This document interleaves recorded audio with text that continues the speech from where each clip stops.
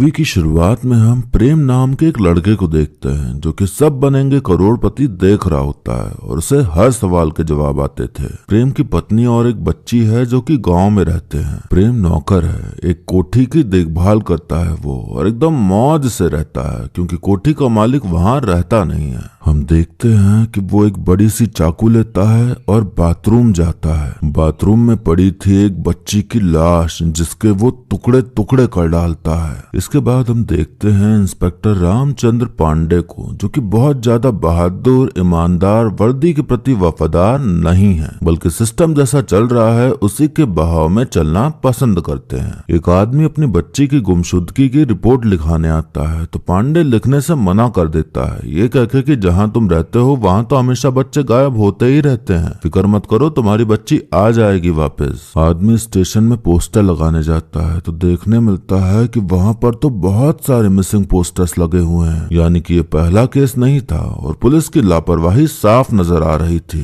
ये वही बच्ची थी जिसके प्रेम ने टुकड़े कर दिए। अब हम देखते हैं कि बच्चे क्रिकेट खेल रहे होते हैं, तभी बॉल नाली में चली जाती है तो अली नाम का बच्चा उसे निकालने जाता है। बॉल तो मिलती है पर साथ में हाथ का कंकाल भी मिलता है, तो अब वहाँ पुलिस आती है जांच पड़ताल करने। वो नाली थी सेक्टर 36 और राजीव कैंप के बीच में जहाँ इमिग्रेंट्स रहते थे। पुलिस को लगता है कि किसी बंदर का हाथ है, तो उस चीज को सीरियसली ना लेते हुए बात को वहीं दबा देते हैं। हम देखते हैं कि प्रेम सब कुछ देख रहा है। वो कोठी नाले के जस्ट बगल में ही थी। हम देखते हैं कि रात में अली कहीं जा रहा होता है कि तभी प्रेम उसे चॉकलेट का लालच देकर उसे अगवा कर लेता है। प्रेम पहले बच्चों के साथ जबरदस्ती करता था और फिर उनके टुकड़े टुकड़े कर डालता था। प्रेम को कोई भी डर नहीं था किसी भी चीज का, क्योंकि वो जानता था कि जिनके ये बच्चे हैं वो बहुत गरीब परिवार से हैं, तो उनकी कोई नहीं सुनने वाला। कहानी पीछे जाती है और हम प्रेम के बचपन को देखते हैं जहाँ उसका कसाई मामा उसके साथ जबरदस्ती करता था। एक दिन प्रेम को गुस्सा आ गया और उसने चाकू लेके मामा को हलाल कर डाला। कहानी वर्तमान में आती है जहाँ हम देखते हैं कि प्रेम फ्रिज से एक बॉक्स निकाल के छोटे लाल नाम के एक आदमी को देता है जो कि एक अस्पताल में कंपाउंडर है। प्रेम बच्चों के टुकड़े करने के बाद उन्हें पॉलिथीन में भर के नाले में या गटर में फेंक दिया करता था।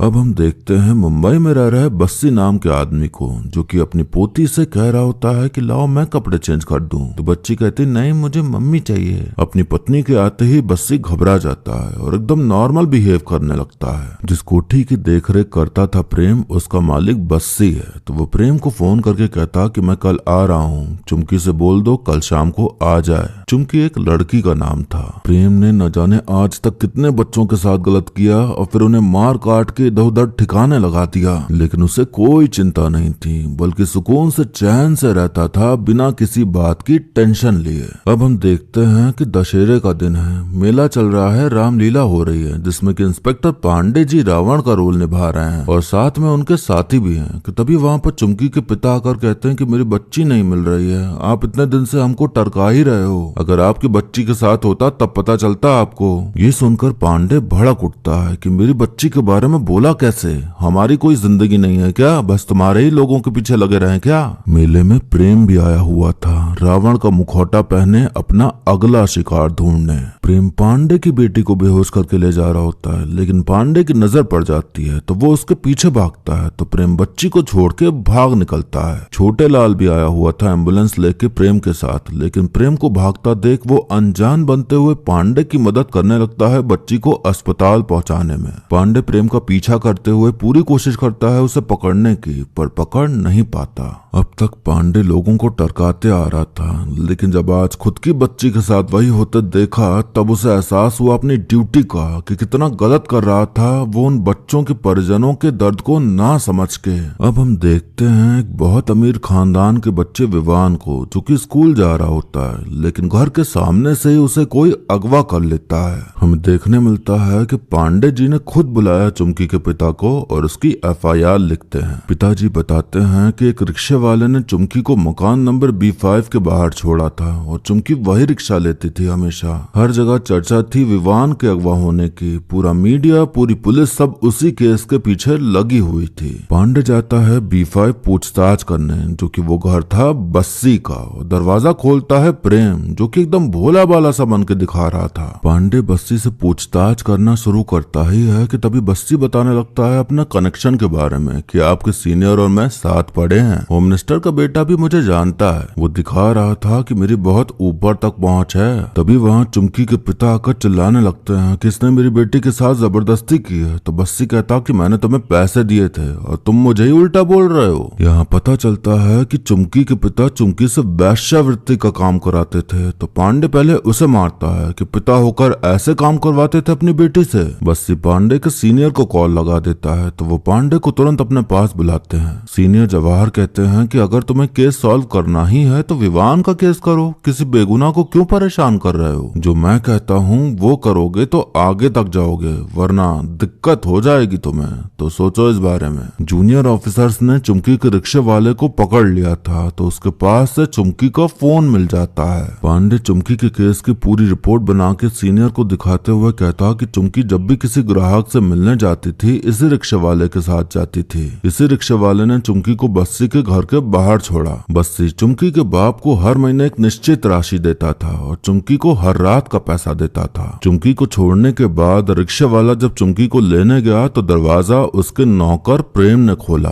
चुमकी का मोबाइल इस रिक्शे वाले को दिया और बोला कि इसे कहीं ठिकाने लगा देना। रिक्शे वाले ने कुछ भी नहीं किया, लेकिन प्रेम ने कुछ ना कुछ तो किया है, तो उसे हिरासत में लेना होगा और फिर सारा सच बाहर आ जाएगा। सीनियर कहते हैं कि मेरे कहने के बावजूद आप इस केस में बस्सी को ले ही आए। आपको मेरी बात माननी ही नहीं है, अपनी चलानी है, तो आप थोड़े टाइम के लिए सस्पेंड रहेंगे, वही आपके लिए बेहतर है। यहाँ इतने सारे बच्चे गुम हो चुके हैं, उसके बारे में किसी को नहीं चिंता, किसी को उनके माँ बाप का दुख नहीं दिख रहा। लेकिन एक अमीर घर का बच्चा गायब हुआ तो सब उसके पीछे पड़ गए और उसके अपहरणकर्ताओं को 2 दिन में ढूंढ निकाला। इस तरह से काम कर रहा था हमारे देश का कानून कि न्याय उसे मिलता जिसके पास गांधी जी होते। पांडे सस्पेंड था पर शांत नहीं बैठने वाला था, तो वो प्रेम पर नजर रखना शुरू कर देता है। तो उसे छोटे लाल दिखता है उसके साथ। बस्सी का घर परिवार तो मुंबई में रहता था। वो यहाँ इसलिए आता था ताकि अपनी हवस मिटा सके। वो जो करते थे उसकी वीडियो भी बनाते थे।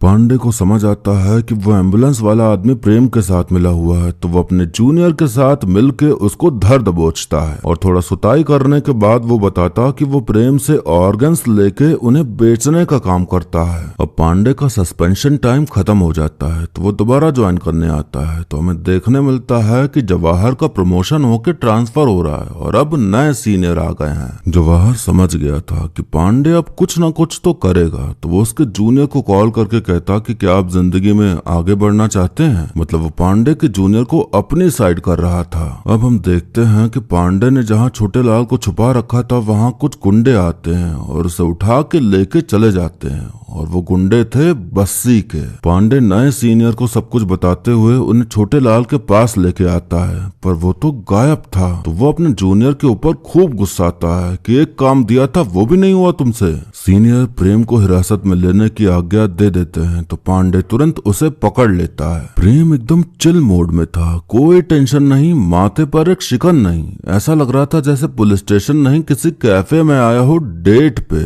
पांडे के आते ही वो उसके पैर पड़ते हुए कहता कि मुझे नहीं पता था कि वो आपकी बेटी है, वरना मैं तो कभी उठाता ही नहीं। गलती हो गई मुझसे, मुझे माफ कर दीजिए, अगली बार ध्यान रखूंगा। सब बनेंगे करोड़पति आने का समय हो रहा है, तो जो पूछना है जल्दी जल्दी पूछ लीजिए, वरना शो छूट जाएगा मेरा। पांडे पूछता तुम चुमकी को जानते हो? तो प्रेम कहता हाँ जानता था, मैंने ही तो मारा है उसे गला घोंट के। पांडे और सीनियर ऑफिसर हैरान, कितना चिल होके कैसे बात कर रहा है ये। प्रेम कहता कि हुआ यूं कि पापा जी घर पे थे नहीं। प्रेम बस्सी को पापा जी कहता था। पापा जी घर पे थे नहीं तो मैंने कस्टमर के बहाने उसे फोन करा। अब देखो इतने दिनों से वो खुद मुझे आंखों ही आंखों में इशारे कर रही थी, तो मैंने उसे फोन करा और कहा कि कस्टमर है आ जा, तो वो आ गई। चाय पिलाई, मदिरा पिलाई, लेकिन फिर वो अकड़ने लगी कि कस्टमर है तो ठीक, वरना मैं जा रही हूँ। वो जाने लगी तो मैंने उसका हाथ पकड़ा और अपने दिल की बात बोल दी कि मुझे पता है कि तू पापा जी के साथ सोती है, पर मुझे कोई दिक्कत नहीं है और मुझे ये भी पता है कि तुम मेरे साथ बात करना चाहती हो। जैसे ही मैंने उसको ये कहा वो मुंह खोल के मेरे ऊपर हंसने लगी। कहती कि अबे भिखारी नौकर, अपनी औकात देख के बात कर। मैंने उससे कहा तमीज से बात कर, तेरे बाप का नौकर नहीं हूँ मैं, पैसे के लिए करती है ना ये सब। तो मैंने उसके मुंह पे पैसे फेंक के मारे। तो कहती क्या, कहती इतने में तो अपना ही कर लो खुद से ही घुमा के। इसको पता नहीं था कि मेरा मामा मेरे साथ क्या करता था और फिर मैंने उसके साथ क्या किया। उसके टुकड़े करके कुत्तों को खिला दिया और खुद भी खाया। जब मैं अपने मामा का कच्चा लीवर चबा सकता हूँ तो ये लड़की क्या चीज है। प्यार करते हैं इसका मतलब ये थोड़ी कि अपनी बेइज्जती सहेंगे। तो मार दिया उसे, बाकी पापा जी तो है ही, संभाल लेंगे सब। जो मर गई तो किया ही ना उसके साथ जो मैं करना चाहता था, तो क्या फायदा हुआ कर दिखाने का। फिर प्रेम सारा तरीका भी बताता है कि कैसे उसने उसको काटा पीटा, कैसे उसे ठिकाने लगाया और कैसे वो बाकी लोगों को अब तक ठिकाने लगा चुका है। पांडे पूछता कि तुम जिनको मारते थे उनका ऑर्गन निकाल के बेचते थे ना छोटेलाल को। तो प्रेम कहता कि हाँ देखो, उनके साथ जबरदस्ती करके उनका मीट खा के तो कोई फायदा है नहीं, तो मैंने अपना दिमाग लगाया और करने लगा ऑर्गन बेचने का व्यापार। सीनियर कहते खाने के बाद क्या मतलब तुम्हारा। प्रेम कहता कि मामा को खाने के बाद मेरे मुंह पे इंसान के मांस का टेस्ट बैठ गया, फिर मुझे तलब मचने लगी। मैंने खुद को रोकने की बहुत कोशिश की, 1-1.5 साल नहीं खाया, लेकिन ये तलब शांति ही नहीं हुई। तो किया मैंने फिर अपने मन की, कम से कम 22-24 बच्चों को तो मैंने मारा है, खाया है और उनके ऑर्गन्स बेचे हैं। आप जल्दी जल्दी सवाल पूछिए, टाइम नहीं मेरे पास, शो का समय हो रहा है। पांडे उसे थप्पड़ मारते हुए कहता कि उन बच्चों को क्यों मारा। तो प्रेम कहता कि आपकी बच्ची को तो कुछ नहीं किया ना, तो आप क्यों परेशान हो रहे हो। तो पांडे कहता मेरी बच्ची में उन बच्चों में क्या फर्क है। तो प्रेम कहता आप कहाँ अपनी बच्ची की उन बच्चों से तुलना कर रहे हो सर। जिन बच्चों की आप बात कर रहे हो कोई देखता भी है उन्हें? कोई नहीं देखता, कोई जिंदगी नहीं है इनकी, कुछ नहीं कर पाएंगे ये। इनके माँ बाप इनको पैदा करते हैं, ये लोग खाएंगे पिएंगे, किसी के घर का झाड़ू पोछा करेंगे, टीवी देखेंगे, सपने बनाएंगे, आखिर में मर जाएंगे वहीं ब्रिज के नीचे सड़ सड़ के। अब आप ही बताओ इनकी लाइफ की लाइफलाइन बनाना कहाँ का अपराध है। किसी के तो काम आए ये मरते मरते, इनके ऑर्गन से किसी का तो भला हो रहा है ना। तो मैंने गलत कहाँ किया कुछ भी। इनकी बहुत तादाद है सर, इनमें से 20-25 कम हो जाए कोई फर्क नहीं पड़ता। मुक्ति दी है मैंने सबको, मुक्ति।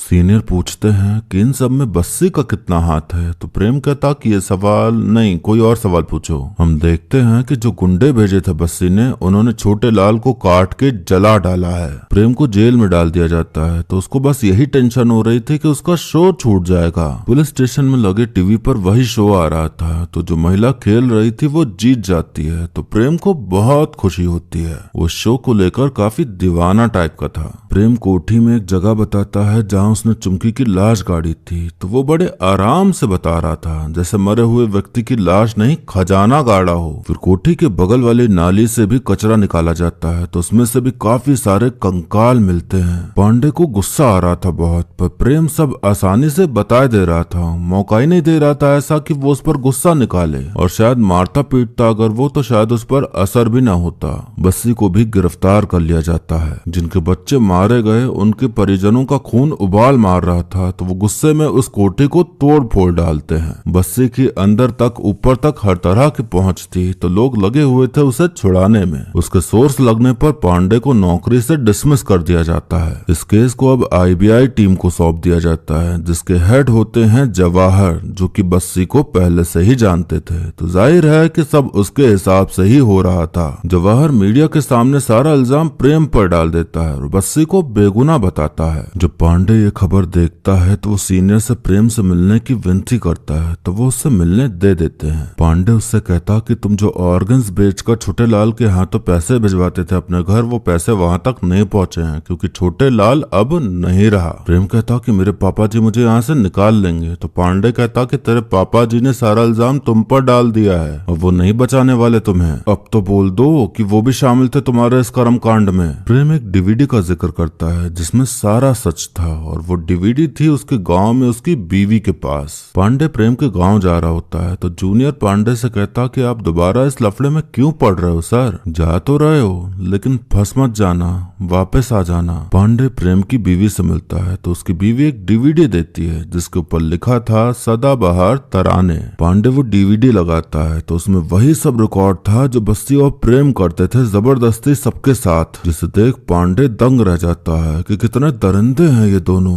अब पांडे बस के इंतजार में रोड पर खड़ा होता है पर कोई बस ही नहीं आ रही थी, लेकिन तभी एक गाड़ी आती है तो वो लिफ्ट ले लेता है। गाड़ी में थे वो गुंडे जिन्होंने छोटे लाल को मारा था। वो गुंडे पांडे को एक फोटो दिखाते हैं कि हम इसकी तलाश में हैं, तो वो फोटो पांडे की ही थी। पांडे सब कुछ समझा ही था कि तभी उस पर अचानक लगातार हमला करते हुए वो लोग उसे मार डालते हैं और फिर डीवीडी तोड़ के फेंक देते हैं। कहानी 6 महीने आगे जाती है जहाँ हम देखते हैं कि आईबीआई ने बस्सी को क्लीन चिट दे दी है और प्रेम को मौत की सजा सुनाई गई है। मतलब बस्सी बच निकला प्रेम को पूरी तरह फंसा के। फिर हम देखते हैं पांडे के जूनियर को जो कि अब सीनियर बन चुका है। मतलब ये कि पांडे कहाँ जा रहा है उसकी खबर इसी ने पहुंचाई थी और ये जवाहर के साथ मिल गया था तो उनका चमचा बन के प्रमोशन ले लिया। हमें देखने मिलता है कि पुलिस स्टेशन में पांडे का मिसिंग पोस्टर लगा हुआ है। मतलब उसकी लाश तक नहीं मिली और किसी को नहीं पता कि उसके साथ